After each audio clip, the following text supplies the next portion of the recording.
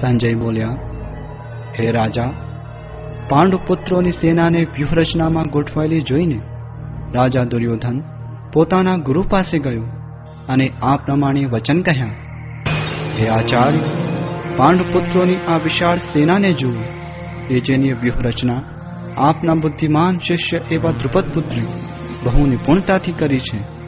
અહીં આ સેનામાં ભીમ તથા અર્જુન જેવા અનેક વીર ધનુર્ધરો છે, જેમ કે મહારથી યુયુધાન, વિરાટ તથા દ્રુપદ, તદુપરાંત દૃષ્ટકેતુ, ચેકિતાન, કાશીરાજ, પુરજીત, કુંતીભોજ તથા શૈબ્ય જેવા મહાન શક્તિશાળી યોદ્ધાઓ પણ છે.